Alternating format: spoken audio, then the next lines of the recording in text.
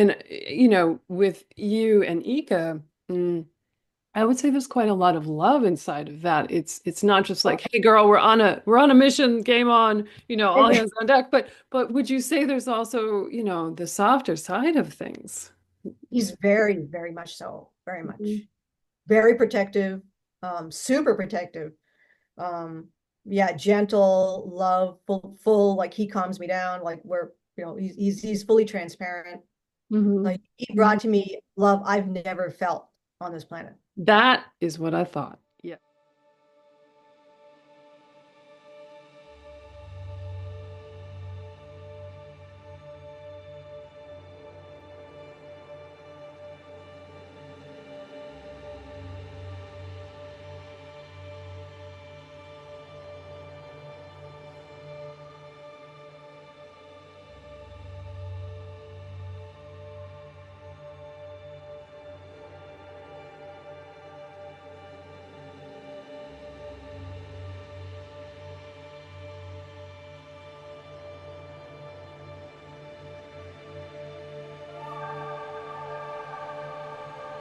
Hello, everybody, and welcome again to Starseed Speak. I'm Rebecca Rose, Sirius Blue, and today I'm very happy to introduce a new guest, Andrea Martin, who has the YouTube channel.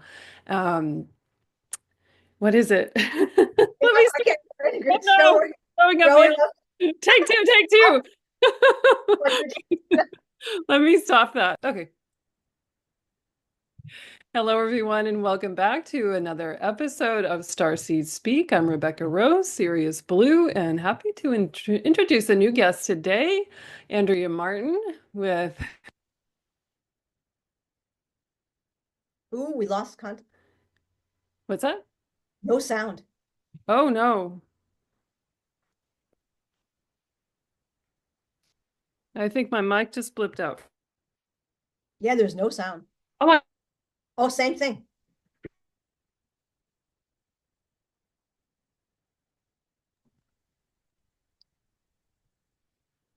Da-da-da-da.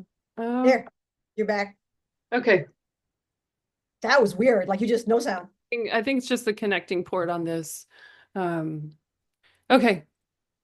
We're gonna do take three. Jesus God. Yes, I've had stuff like this happen. I'm telling you.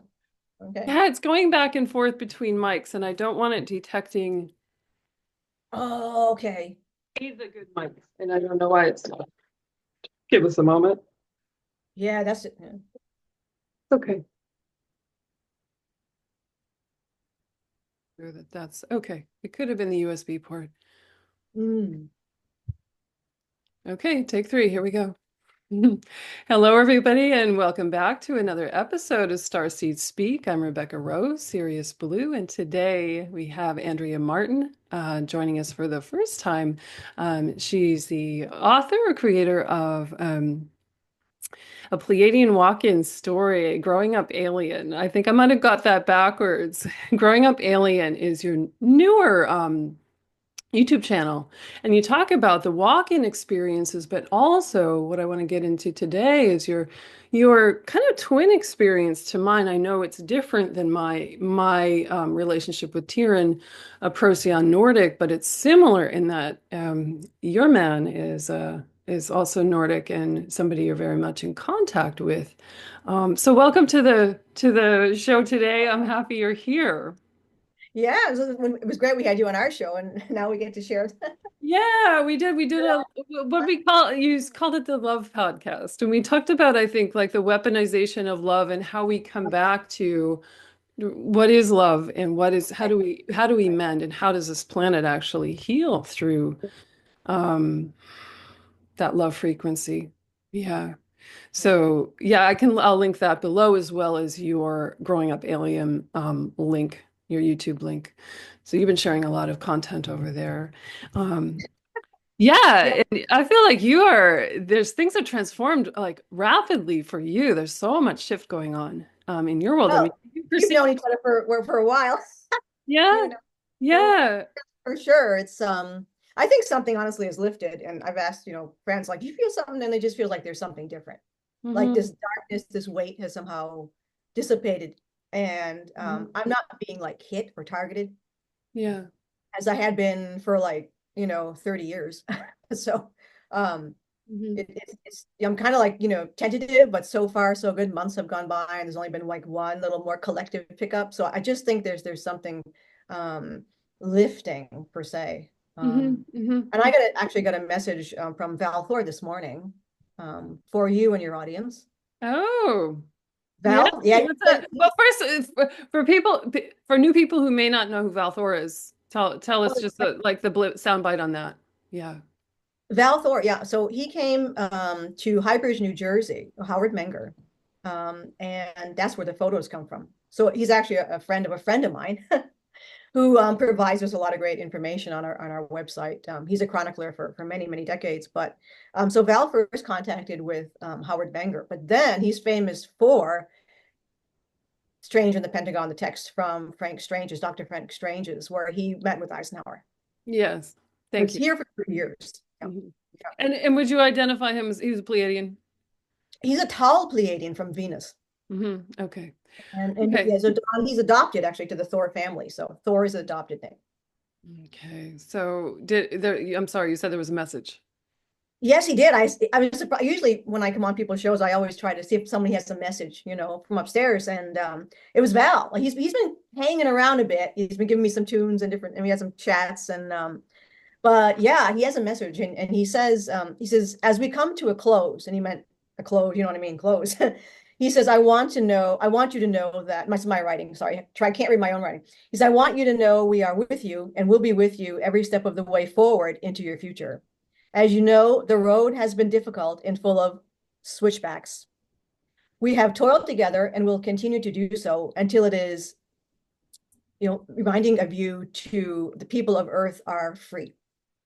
So in doing so, and uniting under the common cosmic shift, the cosmic right of freedom, we can together be as one.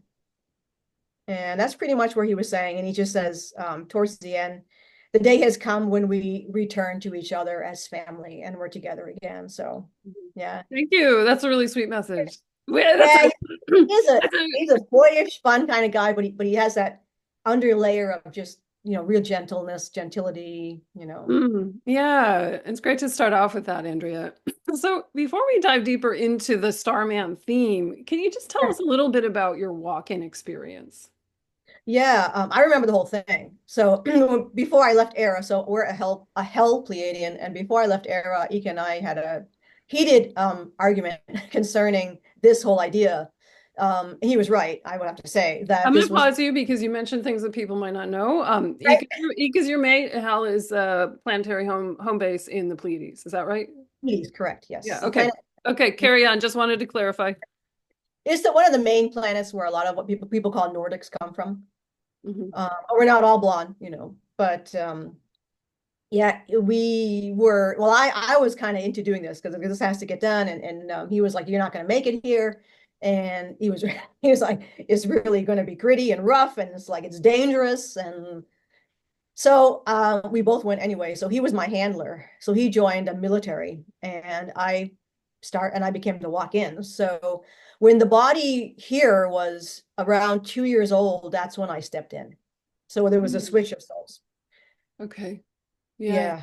So did And that did yeah. that body did the body die or the body Not, stayed but the not soul left? the soul left. Mm-hmm. Yeah, they were working on this because my mother had a hard time actually carrying any babies. So Mm-hmm. she's had miscarriages. This one was tricky and it was able to stick. And they said, okay, this is go time, right? So I remember actually walking down it was a white ship, very tall ceilings, very organic shaped windows, walking down this corridor. And that was the last I remember there. And the next thing I remember is being on Earth and feeling like an adult, but in a weird way because I was in a child's body, so your brain isn't really functioning as an adult brain. So it was kind of a strange mix match for me. Oh, that would definitely be a eerie feeling, right? So it's Very odd. amazing that you have that kind of memory recall from so early on. I mean, if we talk in Earth years, physical form, what'd you say, 2 or 3 years old, I think. Yeah. Yeah, I'm gonna say around 2.5, 3 was when it actually happened. Yeah. Okay. Okay. And you have memories of leaving your home planet and coming in. That's really remarkable. So, do you want to share a little bit more about, your home planet there? Give us like a little landscape. Give us a scene yeah, would like to uh, hear it's about that. beautiful. I mean, we live near kind of a fjord, so there's snow on the mountains there, and is a lake and little rocky, pebbly beaches. And our house is just perched up there on a nice meadow. The grass is very like a blue green. So we have it looks like I'm just going to describe them as if you think of Greece, that white, it's not stone. It reminds me of porcelain, but it's not porcelain. Hmm. It, it's a white, rounded, organic shaped house. It only has two floors. They're very simple. And the door is kind of neat. It has carvings on it, so the door kind of sticks out a little bit. But we spend most of our time outside. There's many moons in the stars. You're looking up, and it's really, really lovely. But Hmm. it's just there's no. I mean, you're really left to your own devices. There's not any sort of. I mean, I don't go into the city much. I went into the city once with Eka. I mean, I used to go a little bit here and there when I was there, but I remember he took me back. We went on Astral and he took me back into the city, which is their cities are unbelievably spectacular. It's just gorgeous. But Hmm. um, I'm not a city person. But it's just like everybody is very mature, I get in that sense. They're not trying to hurt each other per se. There's no sense of money, but we do have a dire of commerce. Hmm. Everything Yeah. is just the only way I can describe it is it's common sense. It's very mature, and we try to make it um civilized. I mean, I don't know, it's yeah. I Yeah. mean, there actually are Earth humans on Erra. Hmm. Hmm. We have Native Americans as well. What they're not Native Americans, they're actually Pleiadians, but they look like Native Americans and they live indigenously. Hmm. Hmm. I Hmm. spend a lot of time with them. I live very simply too. I live in a similar way. But I guess we don't have a refrigerator in the house because the food isn't that way. It's very fresh or use replicators. Yeah. But it's very domestic, very like old fashioned, very simple. Hmm. Hmm. Well, and so I can go into more questions around that. I think I want to get to, we might come back to this. Tell us about Eka, that he's a primary feature in your life now. And I'm wondering at what point in this human embodiment as Andrea, did you recognize who he was and make contact with him?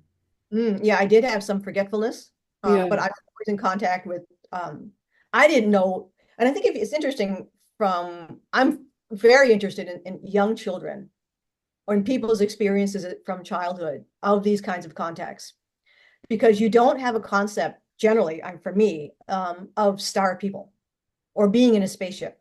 It's just like getting in a plane, being with people. There's no, you don't have an idea of, oh, I'm talking to aliens. That never enters your mind. It's just nice people you talk to. So Yes. there was Yes, the that nice blonde lady. Totally. Yeah. yeah, it's just people.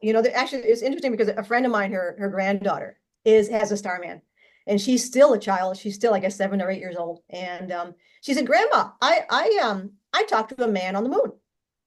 And she says, he's very nice. And he comes and gets me, and we go up and we spend time on the moon and we go to these shows and all. And she's, oh, it's like, so that's basically what it's like. You don't think anything of it as a child. Hmm. Hmm. So I was guided. I was in weird, like, density states as a child where I wasn't really here a lot. Hmm. When I was here, I would be like in a different sort of vibration. I know how to describe it like a different, I'm not gonna say Yeah. high, but it's like a different, I wasn't on weed when I was through, it's like, it was a weird, I was always in this weird vibration. And they showed me him. They showed me him. They said, this blonde man, you will meet this blonde. They showed me him. So to me, he looked like somebody wearing medieval clothes. Hmm. So I was just like, okay, yeah, yeah. And then you will see this man. And I don't remember some of it, but Ika told me he would take me up as a small child on the ships.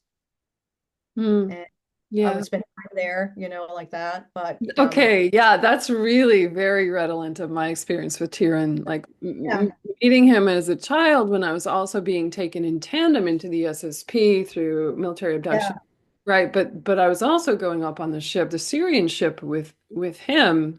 Mm, Anyway, yeah, that very much is vibing with my own experience, which is so interesting to chat about this because we each have our own version of this. Um, yeah. so. something different, I would say, is that between Tiran and Eka is that Eka is, am I right that he's also embodied in human form in the US military now? Is that Mhm. correct? He's in his body. He's in his actual body. Hmm. Yeah, Okay. hell, yeah, Pleiadians. hell, yeah, they can live here on Earth. Yeah.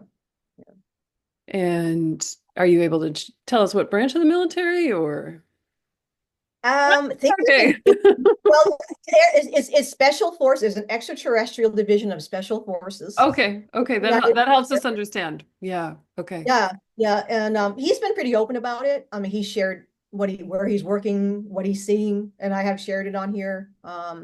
There's been recent serious crackdowns from the enemy, I guess, and I'm a little concerned about where things are going to go. Because they're Yeah. actually somebody had tried to take him out. The Men in Black tried to take him out. So I'm just a little concerned about some Mhm. activities. I don't want to get YouTube all upset. That might be happening. Yeah. So Yeah. yeah, And he you're, travels a bit. you said he travels a bit. Is that what you? Yeah, they're doing time travel. So what the Pleiadian with the well, it's basically Federation military arrangements with the certain aspects of the United States military because the Nordics have been involved with the Navy for For a decades. long Well, time. yeah, but he recently came in a couple of years ago. But they've been there before Eka actually came down into that, Special Forces division. We're supplying ships, actual off-planet made, ET technology, other forms of ET technology, medbed technology. He showed me that. They had that about as a year ago. They started rolling that out. Hmm. You So said in providing that to the US military or yeah, okay. I just want to make they- sure I'm yeah, understanding that. Okay. they're training the U.S. military to use this stuff. Okay. All Yeah. right. Yeah. And your contact is telepathic. You're not meeting up in human form yet. Is that right? Or, No, they are not or allowed. here on Earth. You're right, right. Yeah, That's no, not he's an like enemy. that's not part Yeah, of the contract or something. Is that well, right? he's an enemy.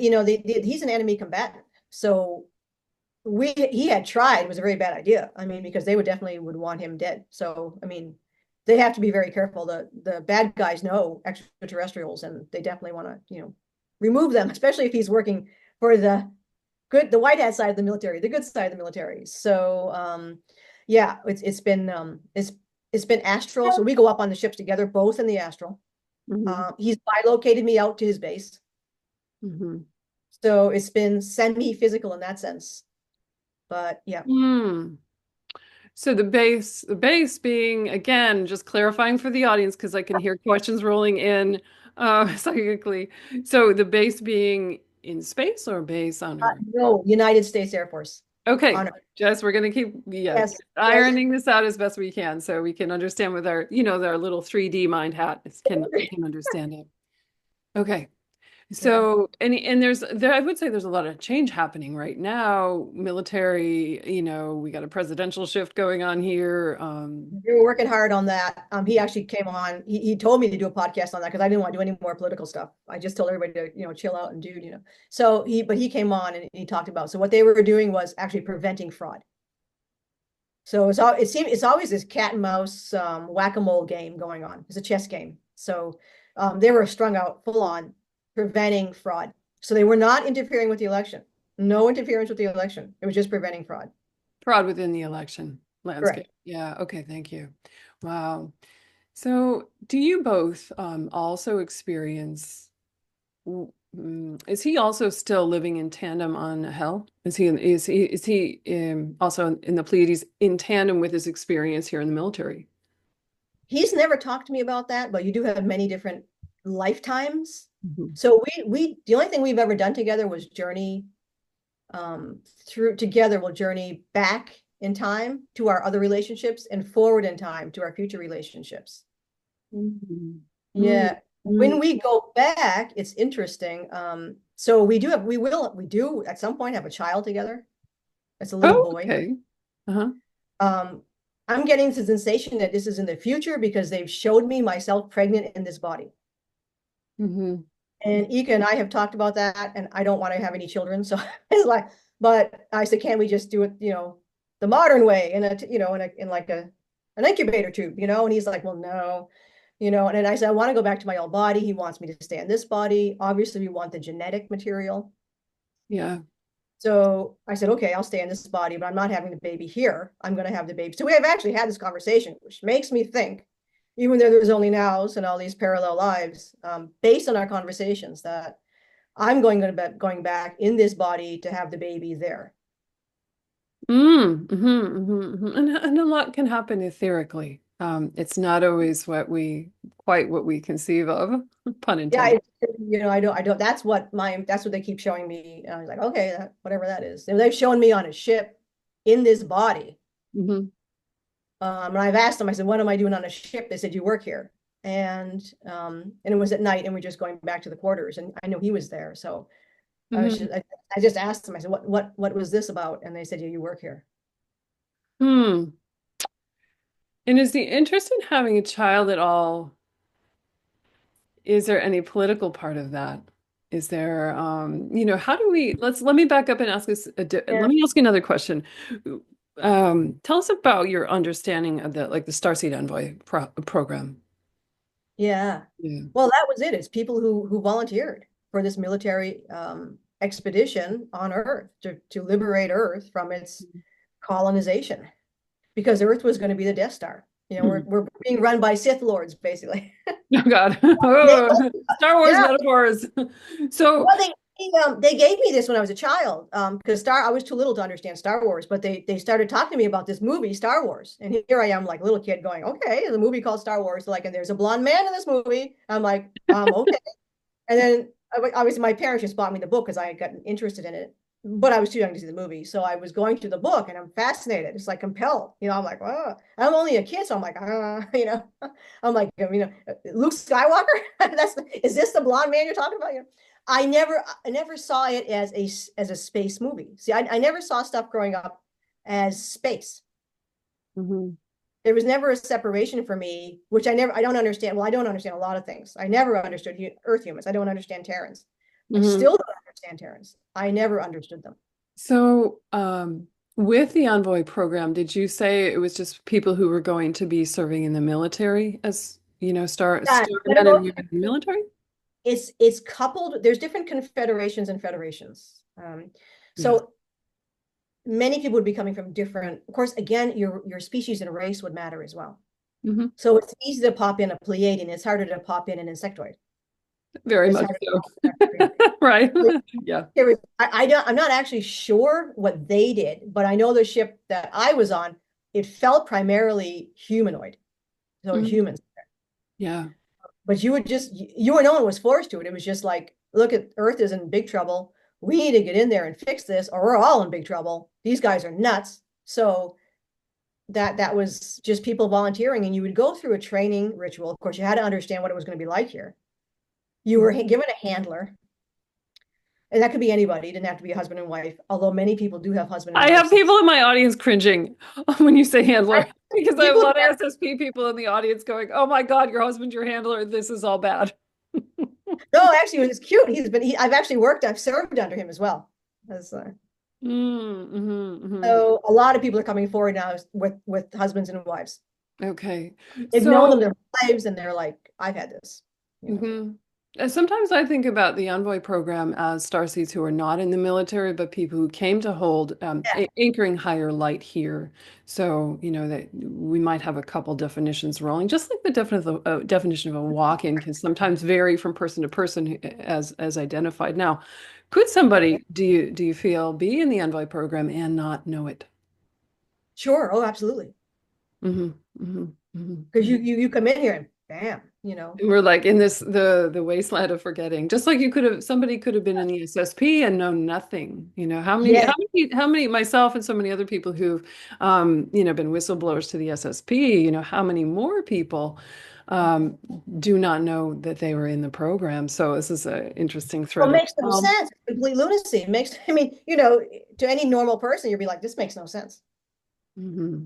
you Yeah. know, but now more people are starting to put the pieces together and the memories are coming back.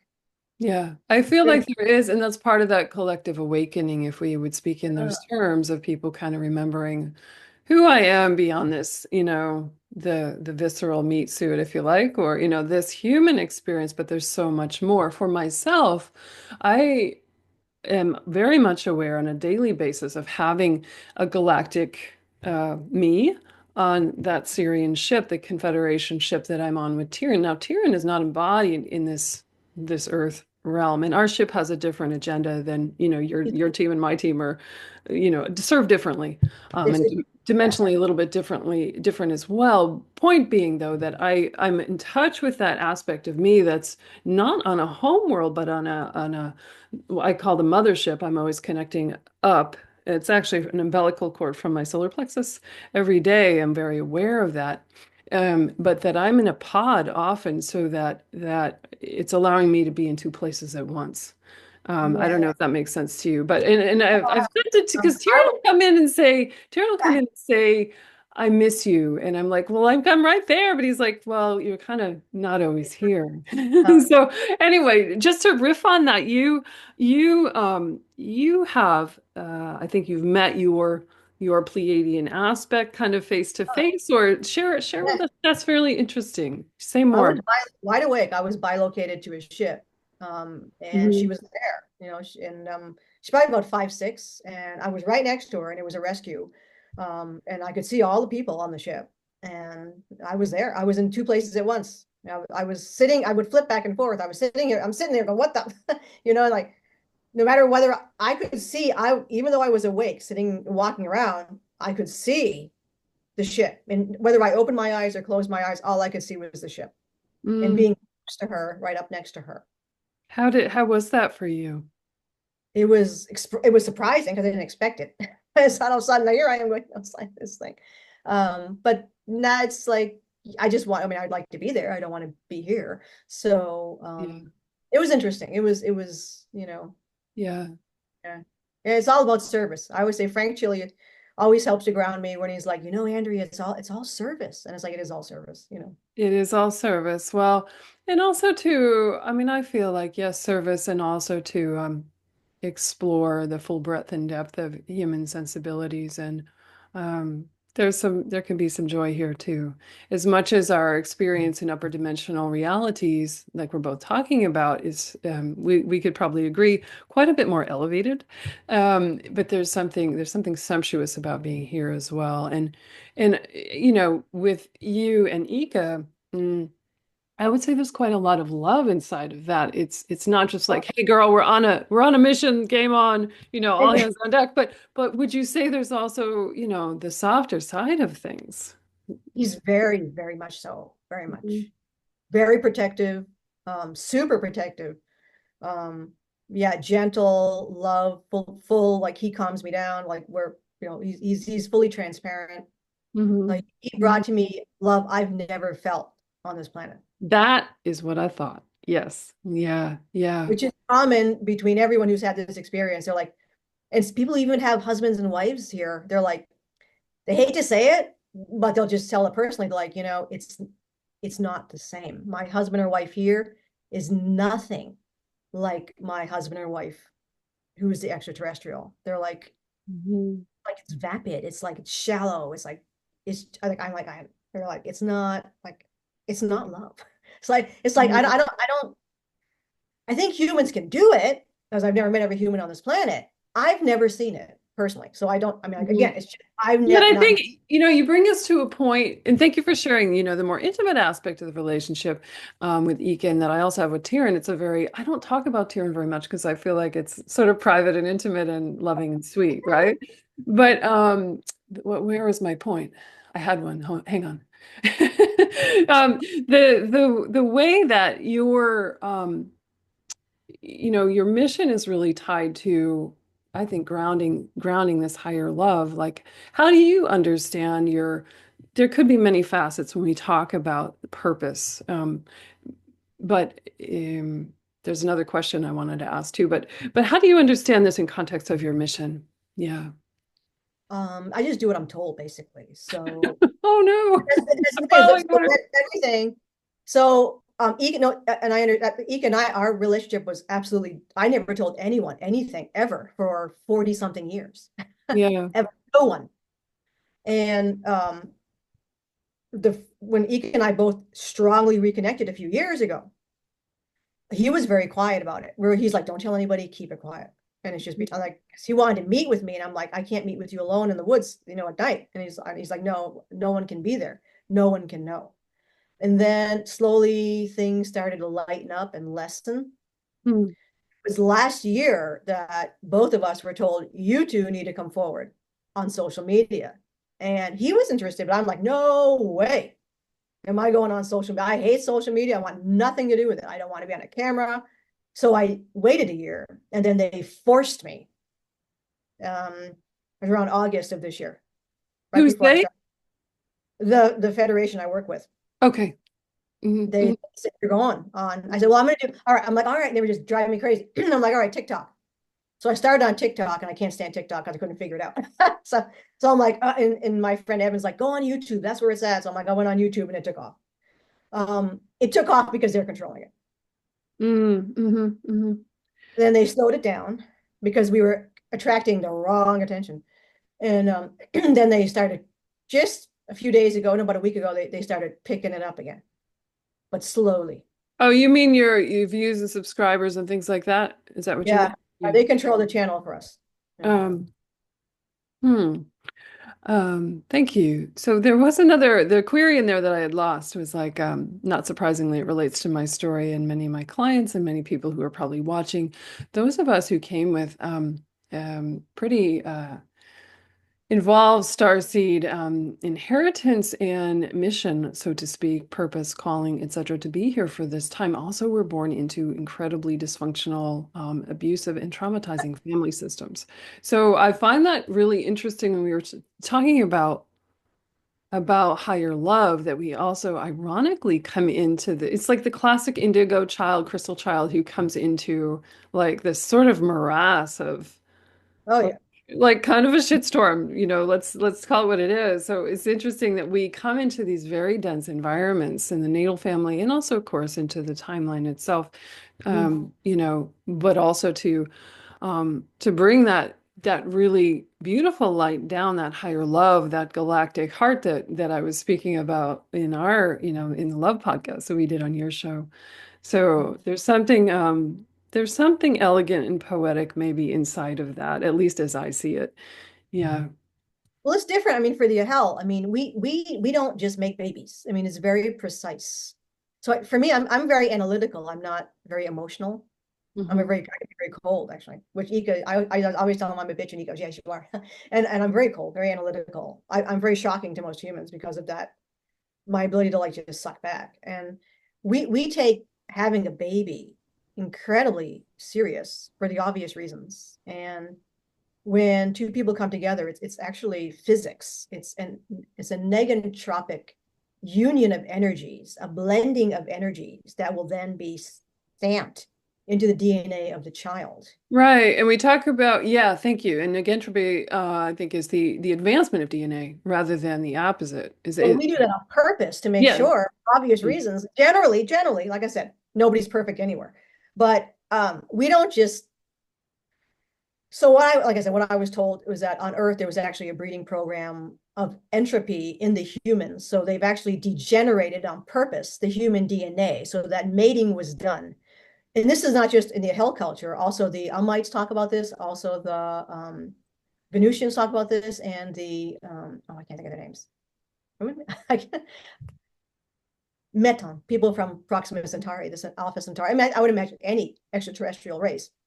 What was done, this is sad actually. It's not, we're not making fun or judging anyone. So what was actually done to the Tiran was that those Terrans that were regressive were bred. They were intended. So sex and love on this planet is a rough, aggressive, entropic experience generally, because what they want to do was basically take elves and turn them into orcs.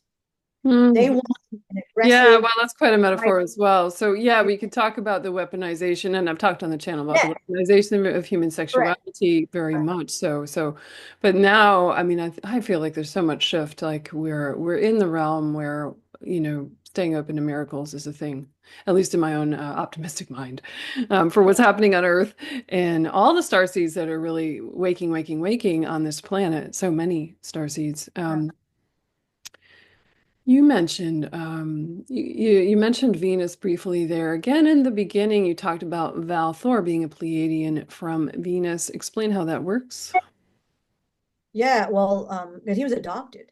So Venus, people on Venus aren't actually, there's no race Venusian. They're generally different types of star people that have moved to Venus over many, many eons, or even just recently, people move back and forth.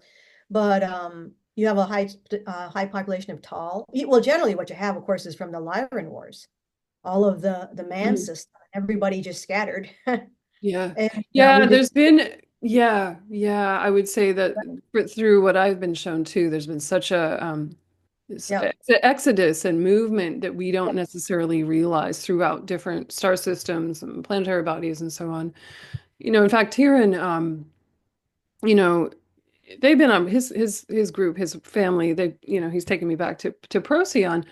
He's a Nordic for us all intents and purposes from Procyon. However, when I was shown back into his ancestry, they fled a different star system and ended up on Procyon. They're not native to that. So right. just saying that that frame of reference I'm quite familiar with. So thanks for sharing that about, your take on that We, aspect of Venus and who ends up where and, well, that. Erra was terraformed. I mean, we're not from Erra. I mean, we're from Erra, but it was fixed up so that we could actually live there. Oh, okay. Okay. And I've had past lives. I had past lives back from that invasion where things were really, really bad. Everybody I loved was murdered. I was raped and taken and abducted and then, but going even, I was there in past life when Erra was terraformed. And I want to say when you talked about all the dark side just there, any reptilian involvement with that? Oh yeah, yeah, yeah. It's I mean, they there. just come to mind. I'm a little biased because I've had some difficulties with those energies, but that There was came also to mind. Pleiadians as well. We were also attacked by other Pleiadians. So Hmm there's, hmm oh, like I need to understand, not all, well, it's changed now, but not all Pleiadians. Well, no one's good or bad. I mean, there's no 100% There's angelic, there's yeah there's but fire. there are races of Pleiadian. Not only that, they're actually are involved with the we're involved with the takedown of Earth, and they're pretty Absolutely, nasty. because we could go back into World War II and the group that was helping Hitler and all of that. So I think that brings up a good thank you. I think people may have had that question when we talk about Nordic people, there can be like, oh, good or bad. As soon as we in Yeah, 3D have this, immediately stick it in a box. Is it black, white, good, bad, dark, light? Yes, no. Very duality minded just by virtue of being here in 3D. So it's nice when we can kind of break through that a little, like you said, and like, is it really good or bad? It's yeah. all going to end in I feel, Mm. the ascension of this planet and the timeline, really moving us into a different reality So construct. many of the excuse me, many of the Pleiadians, like even the tall, they're not bad. Just if you said like the Altair or those groups, they're not all bad because they were also victims themselves. So they experienced what Earth experienced in a very traumatic. So not everyone who say Altair is a bad person. They were also victims. Mhm, mhm. So Yeah, yeah. in, I think in, I think it's important to talk about these very just shades of gray, if you will, between all of these guys are all good and these guys are all bad. And no, that's yeah. Well, there there's we a lot get of it. people need to understand there's massive infiltration from the negative Earth movement in our very, very bad, very, very deep, very, very infiltrated. So people have to use their discernment to understand who they're watching, what's being said, because there's a lot of infiltration. So, Yeah, yeah. I think that's well known at this point because there's such a movement to kind of prevent, mhm. the goodness from blossoming on this planet and for Oh, humans well, to walk into their full inheritance. So Um, going back into for a moment here, you'd also mentioned on your home planet there, darker skinned indigenous Pleiadians. Is that right? Am I Native American, they look Native American. Mhm. okay? Okay. And what about dark skin like that might look African? Oh yes. Oh, yeah. Everybody's yeah. I said there's actually Earth humans on Era. Okay. And how did the Earth humans end up going to? Rescues. Okay. Yeah. Mhm. Yeah. Well, I And asked because they still mine slaves, food, everything. I'm sorry, say that again? Well, the Earth humans have been by the millions. They've been taken up there to be, as you know, to fight the wars, to be in mining, to be enslaved, to be food, and the sex trade. Hmm. Yeah. Oh. Yeah. Um, I ask because the one of the main figures on my ship, Hmm. such a beautiful polymorphous living light ship, um, is he always comes and stands behind me, and he's not a father figure. He's not, a lover as in Tiran, but very warm energy. And he looks like, he's a dark-skinned black guy. That's how he looks in my vision. And I'm sometimes going, okay, so what is the story here? And we know, I think it's a good point to say that not all Pleiadians, for example, like not all Americans are white, and not all Pleiadians are, you know, tall and raging blonde and these things. Oh no, there's actual races of people who are black upstairs. Absolutely. Hmm. Yes. Hmm. It just, Absolutely. I There's think no that's race. important. There's no racism upstairs. No, no, no. We don't have racism. Yeah. That was created by the cabal. I mean, all of that was created by the cabal. You know. Yeah. Well, divide and conquer, keep things separate, and so on and so on and so on. Yeah, thanks. It's like we're debunking some myths here, which is pretty fun. Yeah. And anything else you want to add about your home planet and your experiences there, maybe as a child, or bring us some more of that goodness, that good rich thread that we were feeling there when you were describing it. Well, Anything I'm a else? professor, so I guess I'm very analytical. I'm very analytical. I'm not woo-woo at all. And even at home, I wasn't. Even though I work with energies at home, it's all to me, it's all physics. So, well, parents, again, it's all about using your mind and making good decisions. Mm. And when two people come together in real love, and then they choose, and we also do a lot of genetic testing. So before someone breeds, you want to make sure that everything's going to be cool. So we do a lot of that. And then when they decide to have a baby, it's very Kundalini. Our it's a cosmic experience for sure. And you can actually have that with your star person here, just so you know. Yes, folks, astral sex is real. So anyway, you won't make a baby here, but we don't, it's frowned upon. It's not a good idea at this point. You will, but not yet. So the child is valued, is super, super valued. The child is washed. Of course, they're not mind wiped. So our children are not, they don't go through all that weird stuff. But we watch the child and see what they have a natural inclination to do. And Yeah. then that is fostered. So we don't have competition on our planet. Generally, I'm just saying as a generic.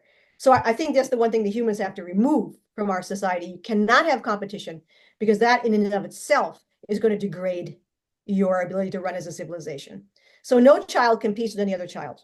Yeah. Every child is a unique being, and everything that they'd like to do or would like to do. And there's also no concept of, oh, you have a lousy job, you have a good job. It's all service. Everything's service. So there's no Yeah. hierarchy of job. Hmm. So it's just common sense, really. It's thinking your way through decisions. I was very Native American in a way. You think your way in what you're doing. You look at the consequences. You nurture each other. Why wouldn't you? And you just live in a very, to me, it's almost very more like animal societies, very rational. It just makes sense for any being to exist in this type of state where you don't do things willy-nilly. You have responsibility. You Well, have, the do no harm comes to mind. oh God, that's that's a Maybe no-brainer. it's self-evident as you're speaking, but that's a pithy way of summing it up. And we can hear very much about the value of the child, and that's when it been because I mean, so many of us who are watching probably were so many, Oh and yeah, really, no, not I we don't. all were we didn't experience that growing up, that being valued as a small person coming into Terra, right? As little boys and girls here. So That's part of the programming. I mean, and it's not parents' fault. They were programmed. That's actually deliberately done yeah, so through the parent to encourage basically a society that's going to deconstruct. Yeah, it is. It is. And when we start with the children, then the whole society is degenerate. But Well, we're bringing that back. And on the other side of childhood, then, and again, I'm going to use Tyrion as a frame of reference. Sometimes I see Tyrion as, often I see him as his, younger, whatever, brilliant, in our terms, we'd say pretty handsome guy, right? When I first met him, this was years ago, and he came to me, I was in meditation, so my brainwave state was different. He said, he came on a bended knee and he had this like green, purple, um, blue shimmery suit and his blonde hair. And I'm like, who's the guy? I'm like, and he got down on his knee and he gave me a ring and he said, I'm your husband. And I just went, and you oh, can see this in my Bringing Light to the Darkness series. I talk about it and I'm like, yeah, but I don't have a husband. Thanks, though. yes, you do. Yes, you do. That's why Anyway, you don't have a husband. That's why you don't. that was a long preamble. Thanks for the. I went into my own story there, but there was a point in that sometimes I see him as a very old man. So something to, to that I think of as like am aware of is that he's not necessary. They're a couple thousand years old, right? I mean, is this something you're aware of with, talk about lifespan in where you're from, right? 300 to 500 generally for Hmm. most, but you can have elders that'll go for thousands. But Yeah. your average a hell is 300 to 500. Hmm. Yeah. Yeah. So it We makes. don't age though, Mhm. because of technology, and also we're not being poisoned and yada yada yada. So Mhm. humans are supposed to be in the same thing. I was told humans could be 700 to 900 years old. Yes, absolutely. It's funny I would live on. this came up So with Daryl in our conversation of the last interview I just did, and I said, if you read the Law of One, and Ra says, humans were designed to live for 900 years, but because they failed to spiritually evolve, it didn't happen. So we have this like whatever less than a century kind of thing going. Um, I feel that, and tell me what you think about this, that it can be a choice, like in Tyrion's case, to allow that aging actually to happen if they want to kind of morph into another incarnation or something. Like this is, they might have a soul purpose with the ending of an incarnation. So yeah. I've never seen an old one. Our elders who are thousands of years old, still embodied and physical, are still very young. Hmm. Hmm. Uh, Hmm. just because of the nature of the technology we have, and also again, we're not being poisoned. Yeah. But I Yeah. have seen there are races that do age. Hmm. Yeah. I guess that's just something, Yeah. I'm not. And it may be too that that's my psychically what I'm being shown. So I understand that he's not just this 30-year-old dude. You Oh know, yeah, no, you know no. what I mean? Like, so yeah, I One just think it's thing really, that, oh, go ahead. yeah. Well, here's another explanation. So, because I was in a really bad situation here, and I told them all the time, I want out of here, and you either can take me out or I'm going to take me out. And they said, look, I said, if things don't go according to plan, which I'm sure they will, but I said, I'm not staying on this planet. No way. And they said, well, what if we take Eka and starseed him into a man's body? So everybody's reaction was literally, ew. I'm like, ugh. But they said, so I wouldn't off myself. Um, he would be taken up, put into stasis, his consciousness removed, and put into a Terran body, an adult Terran. So he would be a walk-in. I'm not Mm, going to get a little baby. I'm not going to be 80 years old, little baby. little So baby. he would walk into an old buck, and I'm just like, um, I have to think about that. So like that was one of the things they told me. So maybe if things didn't play out here, as it will play out, but I'm just saying maybe they were going to starseed him into some old buck and bring him to you, so he Mm, wouldn't die alone. hmm. It could be. That's the idea. I mean, I don't know. That's what So they told me they're going to do to me. Yeah. I do like how I was always begging the question of our finite ideas of space and time. This whole Yeah. conversation is like asking us to really bridge into the quantum state of mind beyond 3D to really understand it. For example, the ship that I'm on, we could say, well, you were on that as a child and you're on it into the future. Like, how does that work? How is it just, out there indefinitely? But again, time is very different when we leave.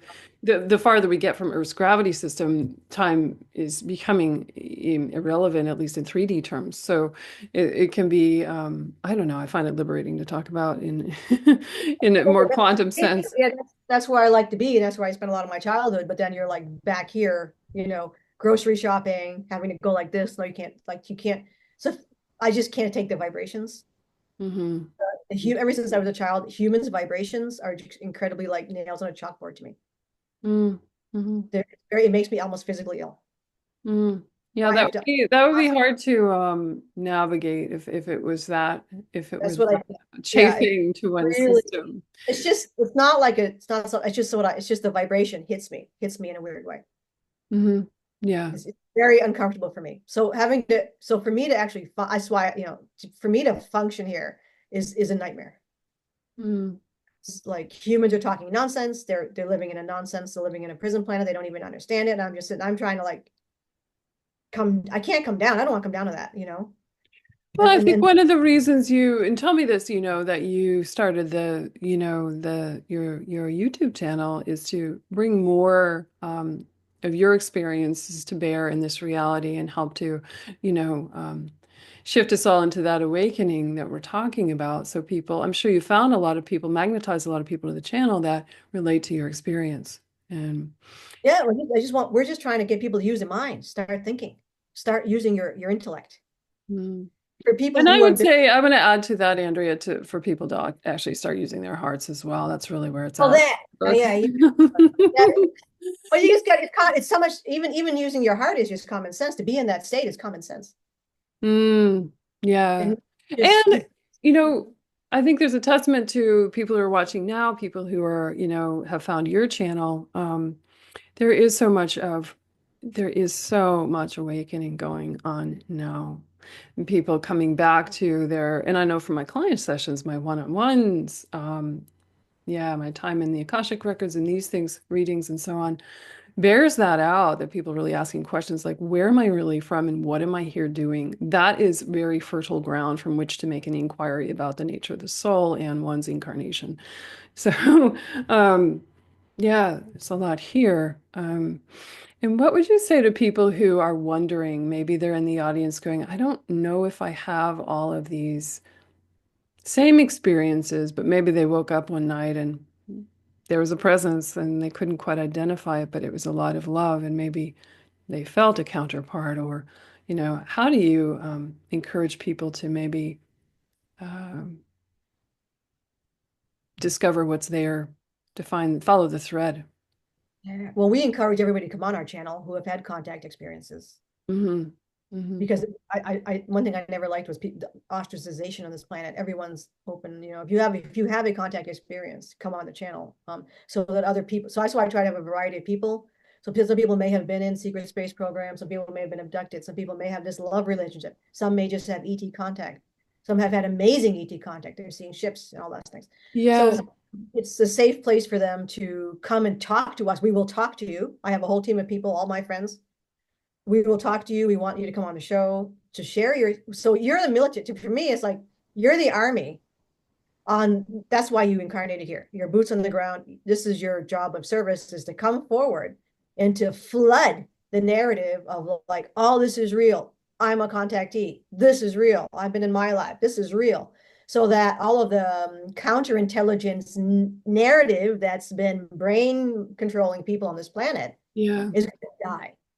Hmm. So that's really where we're at. And also just a sense for people, like I've been pretty raw in there, where it's like I was suicidal most of my life. I hate it here. I can't stand it. And Eeka saved my life at the last minute. Well, not, yeah, yeah, yeah. I feel that, like I said at the beginning, like I feel like your shifts have been so big and actually really, really quick in a sense. I mean, do you agree with that? Like him saving your life is the real thing. Like you didn't want to be here anymore. Yeah.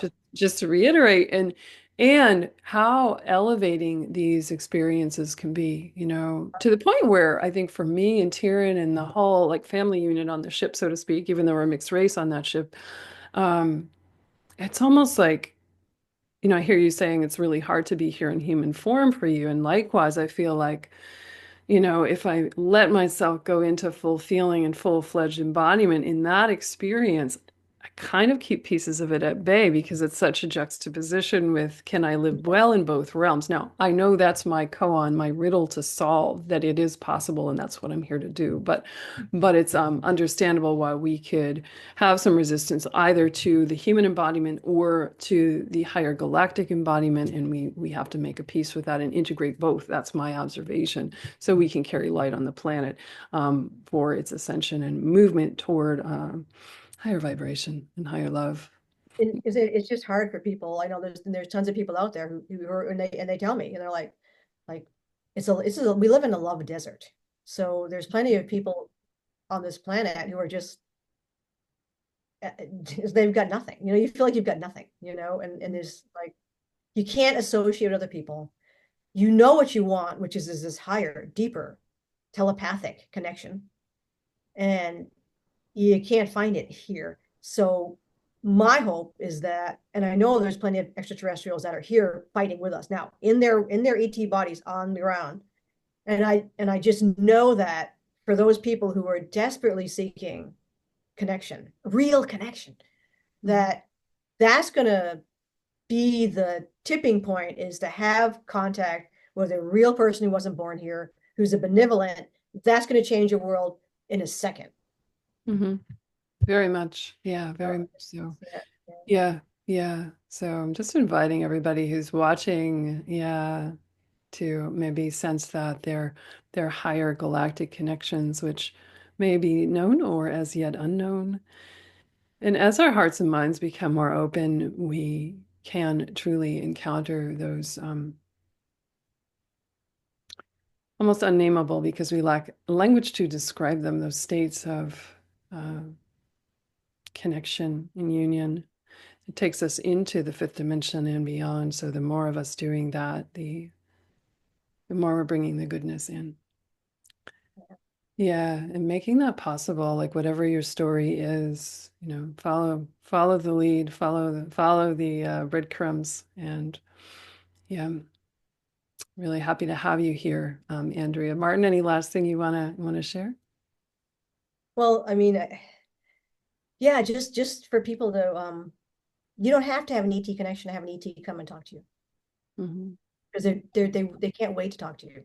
And Yeah. I talk to Eka. I always tell people he's always, not always because he works sometimes, but he loves people. He loves humans. He loves Terrans. Loves them.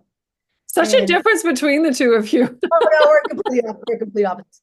We're nothing, yeah, two opposites attract. But his love, and that's why I like to share him when he's telepaths and shares his love but to feel that love that he has, because he will share that with anyone. That's So I beautiful. And I love that, that's a sweet spot at which to bring this to a close today, that it's not conditional, it's not limited. The ultimate love that's here, and we're riffing back on, the broadcast you and I did on your channel, is that it's a infinite frequency that we can tap into. It's not like we're drawing from an empty well. So oh no, yeah, um, no. yeah. So blasting through those paradigms of scarcity into the great abundance that's really all around in that support that's here for us. So, Andrea Martin, we will link you below. People can find you at where? What's the name of your YouTube channel? Oh my God. Growing up alien. Okay, a Pleiadian walk-in story. We'll link that below. Get in touch with Andrea. And me, Rebecca Rose, you can always find me on Telegram. I'll link that below. You can join my mailing list if you're wanting to find out more about webinars and courses coming up, and as well, one-on-one sessions with me, Starseed coaching, personal galactic attunements, inner child work, and readings, soul counsel, and so much more, quantum healings. Those links are all below. If you enjoyed this or had something to say, please share it in the comments and make sure you go check out Andrea's new content over there. It's a gift to have you and our star men. And I know there's men with women out there in the stars as well. So thinking our star families. Yeah. Our women, absolutely. Yeah. Go to mahari mikladi lan gilani klela len mahar mikul makari na moche puni. Delata.